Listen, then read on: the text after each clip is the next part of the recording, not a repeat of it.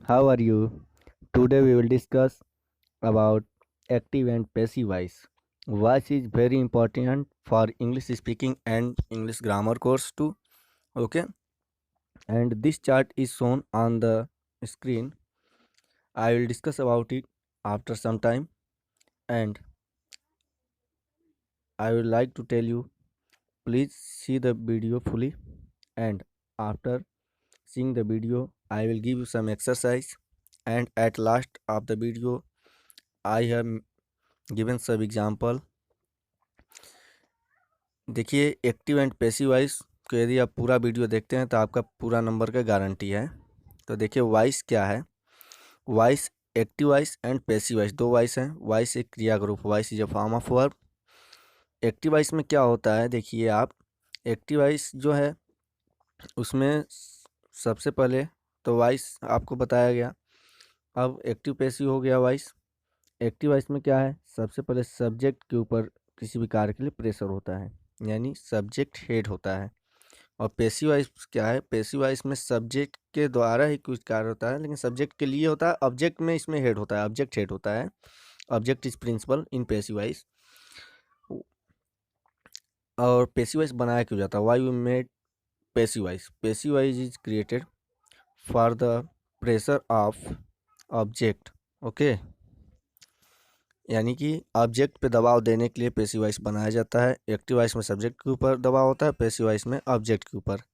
Active voice में देखिए क्या है, सब्जेक्ट वर्ब और ऑब्जेक्ट आता है। सबसे पहले आएगा सब्जेक्ट, और ऑब्जेक्ट का फंडामेंटल समझ लिए कि जो कार्य होता है, क्या कार्य हुआ वो ऑब्जेक्ट होगा, जो करेगा वो सब्जेक्ट होगा, क्या काम हुआ वो वर्ब हुआ। पैसिव वॉइस में क्या होता है, सब्जेक्ट प्लस हेल्पिंग वर्ब। इसमें हेल्पिंग वर्ब रहना जरूरी है, प्लस लगेगा वर्ब का थर्ड फॉर्म, यानी पैसिव वॉइस में हमेशा वर्ब का थर्ड फॉर्म यूज होता है। और after using verb third be use by and then object, new object. Okay, we have to notice that only verb third is used in passive voice. For example, I bought a pen. Hindi अगर देखेंगे तो मैंने एक pen खरीदा। Passive voice इसका हो गया, ए pen object है तो ए पेन जो ऑब्जेक्ट उसको सबसे पहले रखेंगे तो हो जाएगा अ पेन। अब देखिए वर्ब का सेकंड फॉर्म यहाँ पे लगा हुआ था, तो अभी चार्ट में आपको बताया जाएगा कि वर्ब सेकंड है तो वहाँ पे क्या लगेगा। तो देखिए अ पेन वाज बॉट बाय मी, ये पैसिव वॉइस हो गया कि एक कलम मेरे द्वारा खरीदा गया, एक पेन मेरे द्वारा खरीदा गया। यहाँ पे था मैंने एक पेन खरीदा, पैसिव वॉइस में गया एक पेन मेरे द्वारा खरीदा गया। ठीक ना। तो इस प्रकार से आपका एक्टिव और पैसिव वॉइस बनता है। तो धीरे धीरे हम करके एक एक पूरे टेंस का एक्टिव और पैसिव वॉइस भी आज बनाएंगे। पहले अभी थोड़ा सा और रूल समझ लेते हैं। आपको रूल थोड़ा समझने में प्रॉब्लम हो सकता है, लेकिन मैं गारंटी देता हूँ कि ऐसा वीडियो आपको फिर कभी नहीं मिलने वाला है। You can't find such type of video. Active voice अभी मैंने बोला था कि सब्जेक्ट को ऑब्जेक्ट बनाना है, ऑब्जेक्ट को सब्जेक्ट बनाना है। We have change subject into object and object into subject. If you find I as subject we change into me, we us, you he him she her they them it. Okay, अगर ये subject है तो इसका object हम पीछे से बनाएंगे, और पीछे वाला अगर ऑब्जेक्ट दिया तो उसको सब्जेक्ट बनाना तो आगे वाला कर देंगे। चलिए अब देखते हैं पूरे टेंस का पैसिव वॉइस कैसे बनाना है। जैसे एक्टिव वॉइस में क्या है, एक्टिव वॉइस में वर्ब क्या है और पैसिव वॉइस में वर्ब क्या है, ये आप ध्यान से देखिएगा। It is very important for you. First present indefinite tense, verb first या वर्ब फिफ्थ, और डू और डज, और not plus verb first form.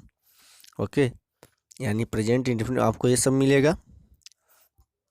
Present indefinite का जब पैसिव वॉइस में बनाना होगा तो हम क्या करेंगे, इज एम आर लगाएंगे प्लस वर्ब का थर्ड फॉर्म यूज करेंगे। ओके, यानी अगर एक्टिव वॉइस हमारा प्रेजेंट इंडेफिनिट में है तो इसका पैसिव वॉइस में इज एम आर लगेगा। प्रेजेंट कंटिन्यूअस में is am are plus verb का आईएनजी फॉर्म, और इसका पैसिव वॉइस बनाने के लिए क्या किया गया है, is am are plus verb being plus verb का थर्ड फॉर्म। यहाँ पे आपको ध्यान देना है कंटिन्यूस बीइंग लगता है। प्रेजेंट परफेक्ट में हैज है प्लस वर्ब का थर्ड फॉर्म, और इसका पैसिव वॉइस में हो जाएगा हैज है प्लस बीन प्लस वर्ब का थर्ड फॉर्म। पास्ट इंडेफिनिट में वर्ब का सेकेंड फॉर्म, या आ सकता है did plus not plus verb का फर्स्ट फॉर्म। ठीक ना। तो इसका जब पेसिव वॉइस बनाएंगे तो हो जाएगा वाज वर प्लस वर्ब का थर्ड फॉर्म। पास्ट कंटिन्यूस में वाज या were plus verb ING form, it will be change into was या were plus being plus verb third form. Next past perfect tense had plus verb third form, its passive will be had been plus verb third form. Okay, next is future indefinite, will or shall plus verb first form, passive will be shall or will plus be plus verb का third form. यहाँ पे आपको मैं बताना चाहूँ केवल आई और we के साथ सेल लगेगा, बाकी सभी ऑब्जेक्ट के साथ विल लगता है। और आज मॉडर्न इंग्लिश के अनुसार सभी सब्जेक्ट के साथ विल का यूज होने लगा है। फ्यूचर परफेक्ट में देखिए सेल है प्लस विल है प्लस वर्ब थर्ड फॉर्म। इसका जब बनाएंगे सेल है या विल है प्लस बीन प्लस वर्ब का थर्ड फॉर्म। ये पूरे टेंस का स्ट्रक्चर था जिसका हम एक्टिव से पेसिव वॉइस बना सकते हैं। यदि आप चाहें तो आप इसका स्क्रीनशॉट लेकर नोट कर सकते हैं। You can take its screenshot to make down your notes. Okay, it is very important for all the students of English medium or Hindi medium both, and I am teaching this voice topic in both language Hindi and English so that every student can understand it very clearly and no student have any doubt, no doubt regarded to voice. And after that, if you feel any problem, you can put your comment in comment box of the channel. And now let us see all the tense, active voice verb and passive voice verb are very important for you.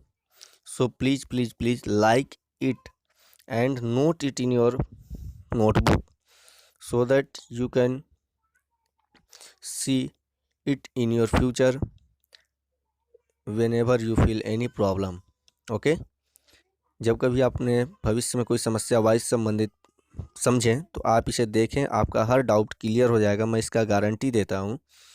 I am promising you that any student can understand it very easily because this is noted in very easy method and I have made it for you, only for you and for your future. After seeing this video you can find full marks of voice. First example is she writes a letter. Writes verb first में yes yes लगा या verb का fifth form है ये। इसका हिंदी अगर होता है तो क्या हो गया, वह एक पत्र लिखती है। ओके, यह कौन से टेंस में होगा, प्रेजेंट इंडेफिनिट टेंस में हो गया। सी राइट्स अ लेटर। अभी आपको बताया गया था कि जब प्रेजेंट इंडेफिनिट एक्टिव वॉइस में रहेगा तो पेसिव वॉइस में हम लगाते हैं इज एम आर। यहाँ पे आप देख लीजिए सी राइट्स अ लेटर लिखती है तो क्या लिखती है, ए लेटर। तो ए लेटर जो है एक ऑब्जेक्ट है, it is an object. Okay, passive voice बनाएंगे तो अ लेटर सब्जेक्ट के रूप में बन जाएगा और सी जो है वो पीछे ऑब्जेक्ट रूप में जाके हर बन जाएगा। ये आप ध्यान दीजिए, सी सब्जेक्ट है, वो राइट्स वर्ब है और लेटर क्या है, ऑब्जेक्ट है ना। यहाँ तक तो आप लोग का डाउट क्लियर ही होगा। इसके आगे जब हम बढ़ते हैं तब हम थोड़ा पेसिव वॉइस बनाते समय चेंज कैसे करते हैं ये ध्यान देना बहुत ही इंपॉर्टेंट है। जैसे देखिए ए लेटर यहाँ ऑब्जेक्ट है, सब्जेक्ट बन गया ए लेटर। फिर उसके बाद मैंने बताया था कि प्रेजेंट इंडेफिनिट में इज एम आर लगता है जब पेसिव वॉइस बनाएंगे, तो ए लेटर सिंगुलर था इसलिए इज लगा दिए, ए लेटर इज।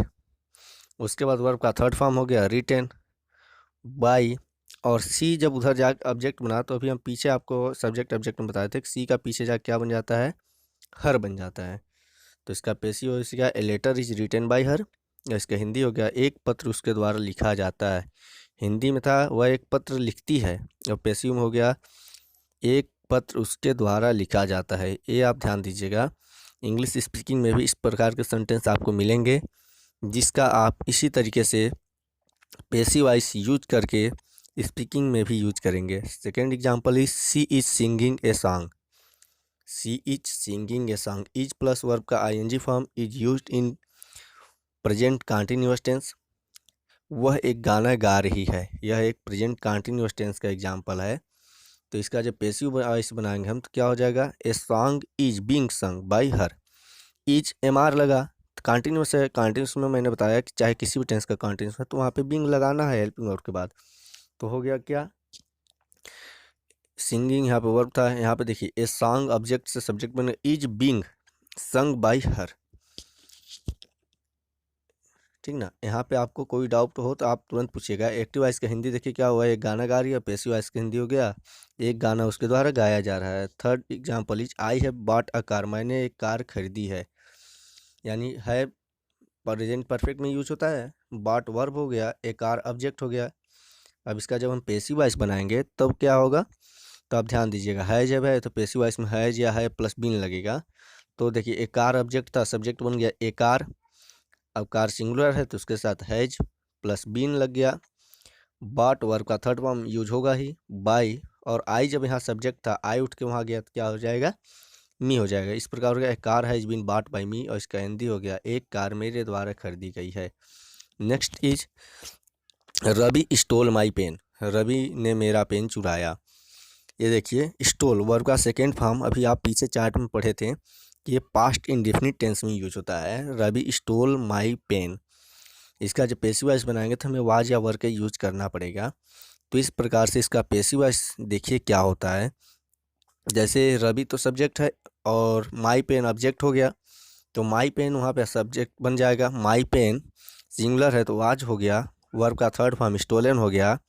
अब वर्ब थर्ड के बाद हमें लगाना था बाई, तो हो गया by Ravi. My pen was stolen by Ravi, मेरा पेन रवि द्वारा चुराया गया। Next example is the boys were playing cricket, boys were subject plus was ever is used in past continuous tense and its passive will be cricket was being played by the boys। यहाँ पे आप देखिए the boys subject से वहाँ object बन गया और cricket object से सब्जेक्ट बन गया। यहाँ पे आप ध्यान दीजिएगा, वाज एवर था तो वाज एवर प्लस बीइंग लगेगा ही, कंटिन्यूस में है तो वर्ब का थर्ड फॉर्म लगेगा, बाय लगेगा ही। तो इसका लड़के क्रिकेट खेल रहे थे, एक्टिव वॉइस में, पैसिव वॉइस में हो जाएगा क्रिकेट लड़कों के द्वारा खेला जा रहा था। Next example is she had written a letter, वह एक पत्र लिख चुकी थी। ठीक ना, she had written, had plus verb third is used in past perfect tense, its passive will be a letter had been written by her. यहाँ पे आप देखिए हैड लगा था तो पैसिव में हैड बीन हो गया, सी का हर हो गया, ए लेटर ऑब्जेक्ट का सब्जेक्ट हो गया, a letter had been written by her, एक पत्र उसके द्वारा लिखा जा चुका था। Next is I shall play football, यहाँ पे देखिए सब्जेक्ट प्लस विल या shall is use in future indefinite tense, मैं फुटबॉल खेलूंगा, मैं फुटबॉल खेलूंगा। इसका पैसिव वॉइस हो जाएगा football will be played by me, football will be played by me. Future indefinite में फ्यूचर कंटिन्यूअस का हेल्पिंग लगता है एक स्टेप आगे बढ़ करके, तो उसका हो गया फुटबॉल मेरे द्वारा खेला जाएगा। Next example is he will have completed this project by next month. यहाँ पे आप ध्यान से देखिएगा, ही विल हैव कंप्लीटेड, वो पूरा कर चुका होगा। क्या पूरा कर चुका होगा, तो दिस प्रोजेक्ट, यहाँ पे आप ध्यान दीजिएगा, दिस प्रोजेक्ट जो और ऑब्जेक्ट होगा इसे हम पहले लाएंगे, वह अगले महीने तक इस प्रोजेक्ट को पूर्ण कर चुका होगा। इसका जब पैसिव वॉइस बनाएंगे तो क्या हो जाएगा, this project will have been completed by him by next month. ठीक ना, तो इसका हो जाएगा इस प्रोजेक्ट को उसके द्वारा अगले महीने तक पूर्ण किया जा चुका होगा।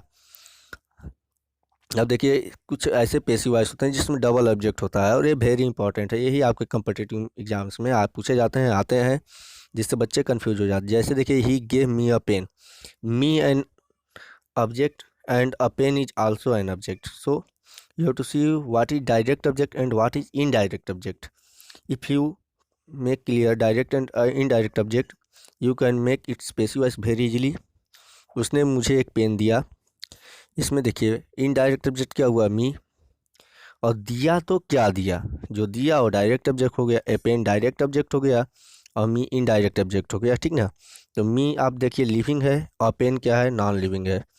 तो आपको यहाँ ये भी ध्यान देना है कि आपको डायरेक्ट और इनडायरेक्ट ऑब्जेक्ट आपको समझना है। दिया तो क्या दिया, जो चीज़ दिया होगा वो डायरेक्ट ऑब्जेक्ट होगा, जिसे दिया गया वो इनडायरेक्ट ऑब्जेक्ट हो गया। इसका पैसिव वॉइस जब बनाएंगे तो हो जाएगा, मी को पीछे से आगे लाएंगे तो आई, गेव था वर्ब का सेकंड फॉर्म, तो इसका में लगेगा was, I was given a pen by him, I was given a pen by him, या इसका पैसिव वॉइस इस प्रकार से भी बन सकता है, आप नोट कर लीजिए।